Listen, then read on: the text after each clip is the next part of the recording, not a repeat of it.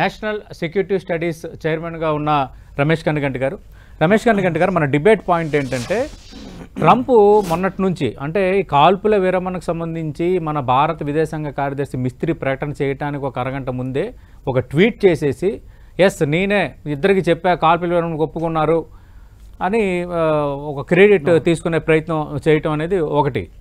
రెండోది, అవసరమైతే వాణిజ్యాన్ని కూడా ఆపేస్తానని నేను చెప్పాను అని నిన్న ఒక ప్రకటన రిలీజ్ చేయటం. సీన్ కట్ చేస్తే అసలు ట్రంప్ మాతో ఎవరితో మాట్లాడలేదు, కేవలం ఉపాధ్యక్షుడు జేడీ వాన్స్ విదేశాంగ మంత్రి మాత్రమే మాట్లాడారు అనేది మన భారత అధికారులు ఇచ్చిన వివరణ. అంటే నేను నిజంగా ట్రంప్ది యాక్షనా ఓవర్ యాక్షనా? సో ముఖ్యంగా distinguished panellist doctor Pentapati Pullarao గారితో ఈ చర్చలో పాల్గొనడం నేను ఒక ప్రివిలేజ్గా, ఒక హానర్గా భావిస్తున్నాను. సార్ దగ్గర నుంచి మనం ఇప్పుడు థ్యాంక్ యూ సార్, సార్ దగ్గర నుంచి మనం చాలా నేర్చుకోవాల్సిన విషయాలు ఉన్నాయి. సతీష్ గారు సచ్ ఏ సీనియర్ మ్యాన్. యాక్షనా ఓవర్ యాక్షనా ట్రంప్ గారు చేసింది అని మీరు అన్నారు. కొన్ని విషయాల్లో నాకు ఓవర్ యాక్షన్ అనిపించింది సార్, కొన్ని విషయాల్లో కరెక్ట్ అనిపించింది. ఓవర్ యాక్షన్ ఎక్కడ అనిపించింది అంటే, Pakistan India two great nations అనే మాట వాడతాం. India is a great nation అనేది ఇండియన్స్ చెప్పుకోవటం కాదు, ప్రపంచం చెబుతుంది. Pakistan is a great and strong nation అనే మాట ఆయన వాడతాం. మరి అది కాకతాళీయంగా అంటే అట్లా వచ్చేసిందా లేకపోతే ఏంటనేది అది ఐ కుడ్ నాట్ డైజెస్ట్ అనమాట. అంటే man of his స్టాచర్, the president of the United states of America, when he speaks the whole world will listen to him very carefully. I think that's where I felt little not little, very I was little upset actually. ఎందుకంటే trade పరంగా, technology పరంగా, talent పరంగా, tenacity పరంగా ఏ విధంగా చూసినా ఇండియాకి పాకిస్తాన్కి there is no match. Right, అది నక్కకి నాగలానికి ఉన్న తేడా ఉంది. పాకిస్తాన్ అంటే terrorism, state sponsoring terrorism, state initiating terrorism, state conducting terrorism అనేది ఆ పాకిస్తానీ రక్షణ మంత్రి స్వయంగా ఒప్పుకున్నాడు. గత 40 ఏళ్ల నుంచి మేము డర్టీ పని చేస్తున్నాము, అమెరికా వాళ్ళు వేరే వాళ్ళు చెప్పిన పనులు మేము చేయాల్సి వస్తుంది అని ఎవరో చెప్పలా, ఆ రక్షణ శాఖ మంత్రి చెప్పారు. So that is one thing where I felt Trump did should have mind his words or should have been more focused or more careful. సో ఇంకొక విషయం ఏంటంటే ఇక్కడ మనం గమనించాల్సింది, చైనా అమెరికా ఈ రెండు పాకిస్తాన్ని వాడుకోవాల్సినంతసేపు వాడుకుంటాయి సార్, రాబోయే రోజుల్లో కూడా వాడుకుంటాయి. ఇప్పటి వరకు అమెరికా వాడుకుంది, ఇప్పుడు చైనా స్టార్ట్ చేసింది. చైనా పాకిస్తాన్ ఎకనామిక్ కారిడార్ ద్వారా యూరప్కి చైనా గూడ్స్ త్రూ పాకిస్తాన్ నుంచి యూరప్కి వెళ్ళి యూరప్కి మంచి జరగాలి కాబట్టి యూరోపియన్ యూనియన్ ఏమన్నా IMF ఇన్ సపోర్ట్ అంటే అమెరికా యూరోపియన్ యూనియన్ కలిసి ఏమన్నా IMF లోన్ పాకిస్తాన్కి రావటంలో అడ్డుపడలేదా అనే విషయాన్ని, ఆ కోణాన్ని కూడా డాక్టర్ పెంటపాటి పుల్లారావు గారు, మరి నాలాంటి వాళ్ళు, చాలా మంది థింక్ ట్యాంక్స్, మనం చాలా జాగ్రత్తగా దీన్ని గమనించాల్సిన అంశం ఉంది. ఎందుకంటే ఇంటర్నేషనల్ రిలేషన్స్ లో పర్మనెంట్ ఫ్రెండ్స్ కానీ పర్మనెంట్ ఎనిమీస్ కానీ ఉండవు.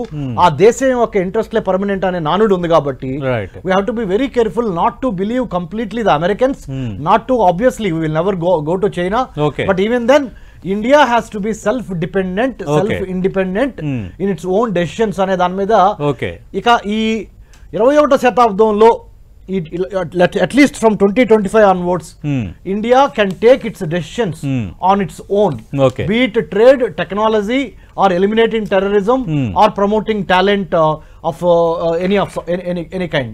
So I think Dr. Pentapati Pullaravu garu na comment ki etla spandistaro chuddam anukuntunna. ఖచ్చితంగా అది కూడా నేను అడుగుతాను. అయితే రమేష్ గారు, మీకు నేను అడిగేది అంటే ట్రంప్ ఆపకపోతే నిజంగా అణుయుద్ధం వచ్చేదా? ఎందుకంటే ఆయన ప్రస్తావించారు నిన్న కూడా, మేము అలాంటి బెదిరింపులకు లొంగమని ప్రైమ్ మినిస్టర్ నరేంద్ర మోదీ చాలా స్పష్టంగా, గట్టిగా, దృఢంగా చెప్పారు, చాలా విశ్వాసంగా. అలాగే మాట వినకపోతే వాణిజ్యం ఆపిస్తానన్నానని అన్నారు. నిజంగా అది జరిగి ఉండొచ్చా? వాణిజ్యం ఆపిస్తే నష్టపోయేది పాకిస్తాన్ కానీ భారత్ కాదండి, నష్టపోయేది అమెరికా కానీ భారత్ కాదు. అది ఎలానో చెప్తాను. భారత్కి అమెరికాకి మధ్య $130 బిలియన్ ఓవరాల్ ట్రేడ్ ఉంటే, పాకిస్తాన్కి అమెరికాకి మధ్య $10 బిలియన్ కూడా ట్రేడ్ లేదు. రైట్. సో ఎక్కువ నష్టపోయేది ఎవరయ్యా అని చూసినప్పుడు మనకి అసలు భారత్కి ముఖ్యంగా చెప్పాలనుకున్నది ఏంటంటే, భారత్ వైపు నుంచి మనం మాట్లాడుతున్నాం కాబట్టి అమెరికా భారత్తో ఎటువంటి రిలేషన్ని పాడు చేసుకోదు, ఆ స్టేజ్ పోయింది. ఓకే. సో ఇప్పుడు చాలా జాగ్రత్తగా వ్యవహరిస్తుంది. కాకపోతే మనమేం ఆలోచించాలంటే అసలు అమెరికాకి ఆ రోల్ ఇవ్వాలా, మనమే స్వయంగా ఇండిపెండెంట్గా జమ్మూ కాశ్మీర్ ఇష్యూని మనమే సాల్వ్ చేసుకోవాలా అనేది ఒకటి. నెక్స్ట్ నేను ప్రధానమంత్రి గారు కూడా చెప్పినట్టు blackmailing, nuclear black mailing చెల్లదు, మీ వల్ల కాదు. ఇప్పుడు వరకు మనం ట్రంప్ కూడా అన్నాడు కదా అణుయుద్ధాన్ని ఆపాను నేను అని. ఓకే, నిజంగా అలాంటి ప్రయత్నం ఏమైనా జరిగిందా? ఎందుకు ట్రంప్ వ్యాఖ్యలు నాన్ సీరియస్ గా తీసుకోవాలి? సార్ సింపుల్ గా చెప్తున్నాను సార్, మీ దగ్గర న్యూక్లియర్ పవర్ ఉంది, నా దగ్గర న్యూక్లియర్ పవర్ ఉంది. అవును. అసలు మనం న్యూక్లియర్కి వెళ్తామా వెళ్ళమా అనేది సెకండరీ ఇష్యూ. మధ్యలో పెద్ద మనిషిలాగా ఒక పెద్ద మనిషి వచ్చి మధ్యలో నేను మీ ఇద్దరి మధ్య సయోధ్య కుదిర్చాను అని చెప్పాడు మనకి. సరే మనం ఒప్పుకున్నాం అనుకోండి, ఆయన బయటికి వెళ్ళి నేను న్యూక్లియర్ కాకుండా ఆపానని చెప్తున్నాడు. సో ఆయనకి రావాల్సిన క్రెడిట్ ఆయన క్లెయిమ్ చేసుకుంటున్నాడు, అది అంతవరకే కానీ.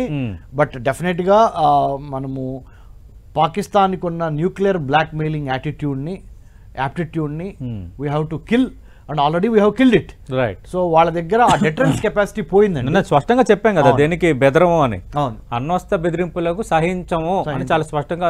ఇంకోటి ఏంటంటే any terror act from Pakistani side will be construed as an act of war. Right. So వాళ్ళ వైపు నుంచి ఏ టెర్రరిస్ట్ ఆర్గనైజేషన్ వచ్చి పెహల్గాం లాంటిది భారతదేశానికి ఇబ్బంది కలిగించే ఏం చేసినా ఇక నుంచి భారత ప్రభుత్వము దాన్ని పాకిస్తానీ ప్రభుత్వం చేసినట్టుగానే భావించి అదే స్థాయిలో ధీటుగా జవాబు చెబుతాము అనేది కూడా క్లిస్టర్ క్లియర్ గా చెప్పాం. Right. I completely agree with sir. Even though it is a focused, targeted, measured action against first terror camps, second the Pakistani government led or military led installations మీద చాలా స్ట్రాటజిక్ గా కొట్టాము. ఒకటేమో టాక్టికల్ గా immediate గా మన పెహల్గాంలో మన భారతీయ మహిళల సింధూరాన్ని కాలరాసిన ఉగ్రవాదుల్ని మట్టుపెడతాం. Operation Sindoor first target sir. We have successfully achieved that by eliminating terrorists. Right, and headquarters. At headquarters and also. their headquarters. And second one is also going after the military installations of Pakistani army very strategically, because we found there is a credible evidence that terrorism ki military ki madhya credible evidence we could establish. So we have exterminated, we have also shown to the world that there is a direct link between Pakistani ISI, Pakistani military, Pakistani mullah. Right. ఈ మూడిటికి terror groups on the street వీటికి బాగా coordinated ఉందని మనం చెప్పగలిగాము. Right. So we have been successful out of 100, let's say 90% success రేట్తో మనము ప్రపంచానికి ఎస్టాబ్లిష్ చేశాము. Pakistan has been a safe haven for terrorists and terrorism as an ideology. Right. That's what we had fairly successful venture out.